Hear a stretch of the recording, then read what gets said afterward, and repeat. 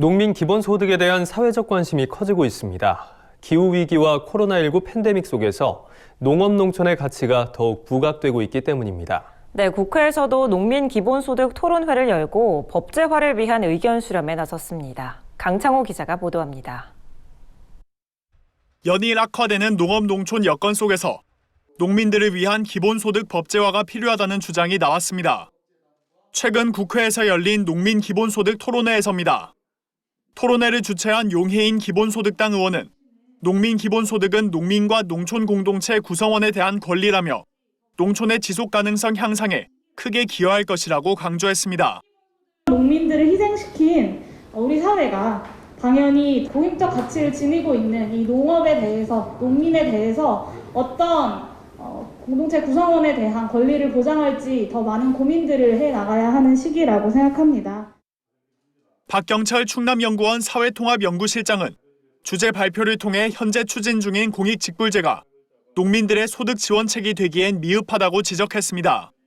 그러며 산업화와 도시 위주의 정책에서 소외되는 농민들에게 생활에 필요한 기본적인 소득 보장은 반드시 필요하다고 주장했습니다.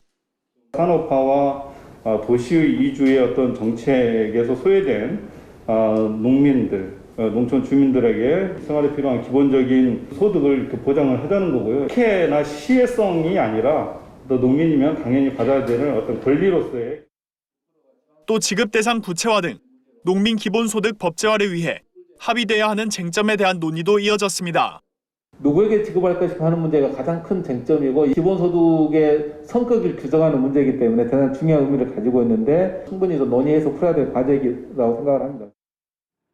농민기본소득운동본부는 농민 기본소득의 지급 대상을 농민으로 규정하며 20년 이상 영농에 종사한 후 경영 이양을 한 고령 지역민, 적법한 절차를 거쳐 고용 중인 이주 노동자 등도 포함토록 할 계획입니다. 또 월 30만 원 지급을 추진하겠다고 밝혔습니다. 농민기본소득운동본부는 도농 소득 격차를 기준으로 농가 평균 구성원 수를 고려했을 때 월 30만 원이 소득 격차 해소를 위한 최소한의 금액으로 판단했다고 설명했습니다. 이날 토론회에선 한정된 농업 예산 속에서 농민 기본소득과 농민수당, 공익직불제와의 관계 정립이 필요하다는 지적도 나왔습니다. 이에 농업계가 스스로 농업 예산을 검토해 농민들에게 실질적인 도움이 되지 않는 예산을 구조조정하는 등 내부적인 노력이 필요하다는 의견이 제시됐습니다. 16조 내년도 예산 중에 과연 농민들의 실질적인 혜택으로 위한 예산이 어느 정도인지 우리가 파악을 해서 이 부분들을 농민 기본소득 예산으로 좀 하는 이런 우리 내부의 그런 노력들도 아주 중요한 게 아닐까. 한편 농민기본소득운동본부는 추후 공청회를 개최하는 등 입법 과정에 더욱 속도를 낼 예정이라고 밝혔습니다. MBS 뉴스 강창호입니다.